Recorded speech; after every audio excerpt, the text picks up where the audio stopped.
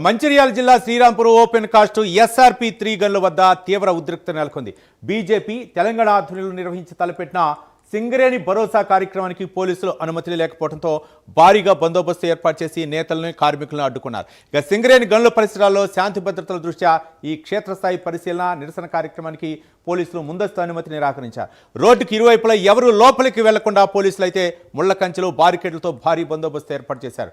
గనుల సందర్శనకు బయలుదేరిన పలువురు బీజేపీ నాయకులను కార్యకర్తలను పోలీసులు అయితే ముందస్తుగానే అదుపులోకి తీసుకున్నట్లు తెలుస్తుంది. ఇదే అంశానికి సంబంధించి ఎక్స్క్లూజివ్ ఫీల్డ్ రిపోర్ట్ మా కరెస్పాండెంట్ చందు అందిస్తారు. చందు.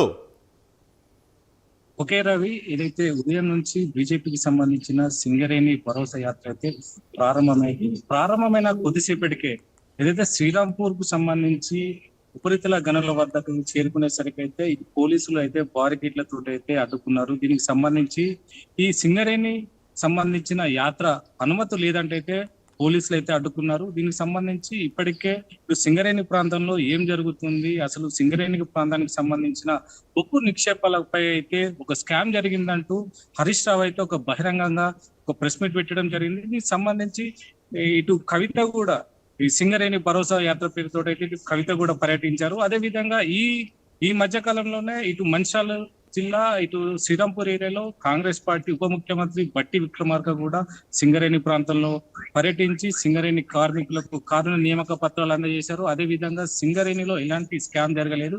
దీనికి సంబంధించి ఓపెన్ హౌస్ కార్యక్రమం కూడా ఏర్పాటు చేశారు. అదే విధంగా ఏదైతే ఇటు కవిత గానీ ఇటు హరీష్ రావు గానీ అదేవిధంగా ఈరోజు బీజేపీకి చెందిన నాయకులు ఏదైతే 5 ఎమ్మెల్యేలు 3 ఎమ్మెల్సీలు సింగరేణి ఉపరితల గనుల వద్దకైతే చేరుకున్న సమయానికైతే ఇటు పోలీసులు అయితే అనుమతి లేదంటూ అడ్డుకున్నారు. దీనికి సంబంధించి కోల్ స్కామే దీనికి కారణం, అందుకే మాకు అనుమతి లేదంటూ ఇటు కాంగ్రెస్ నేతలను కానీ కాంగ్రెస్ పార్టీని డిమాండ్ చేశారు. కాంగ్రెస్ డౌన్ అంటూ నినాదాలు చేశారు. అదే విధంగా ఏదైతే అసెంబ్లీ ఫ్లోర్ లీడర్ అయిన బీజేపీకి సంబంధించిన మహేశ్వర్ రెడ్డిని అయితే అరెస్ట్ చేశారు. అరెస్ట్ చేసి అతన్ని అయితే లోపలికి వెళ్లకుండా ఇటు ఉపరితల గనులు సందర్శించకుండా అయితే పోలీసులు అయితే అడ్డుకున్నారు. భారీగా పోలీసులు మోహరించడంతో అయితే ఒకానొక సమయంలో ఒక ఉద్రిక్త వాతావరణం నెలకొంది. పోలీసులకు ఇటు బీజేపీ కార్యకర్తలకైతే తోపులాట జరిగింది.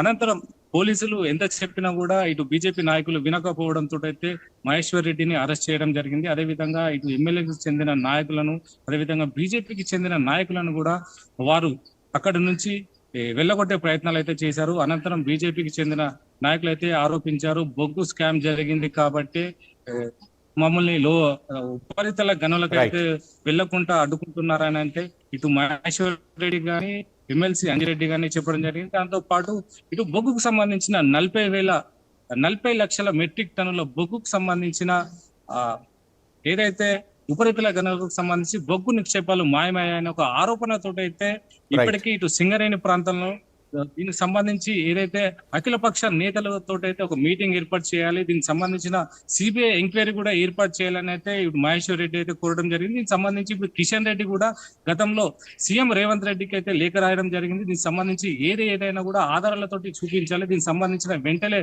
ఒక సంక్షిప్త వాతావరణం నెలకొనకుండా ఒక సింగరేణికి న్యాయం జరిగే విధంగా చర్యలు తీసుకోవాలని అయితే ఇప్పటికే ఇక్కడ ఉన్న నాయకులు కార్మికులకు అయితే భరోసా నింపుతున్నారు. సింగరేణిలో ఎలాంటి అవకతవకలు జరగలేదు అని అయితే ఒక క్లారిటీ అయితే ఇవ్వాలని అయితే ఇక్కడ ఉన్న బీజేపీ నాయకులు కానీ ఇటు బీఆర్ఎస్ కానీ టీఆర్ఎస్ నాయకులు అయితే కోరుతున్నారు.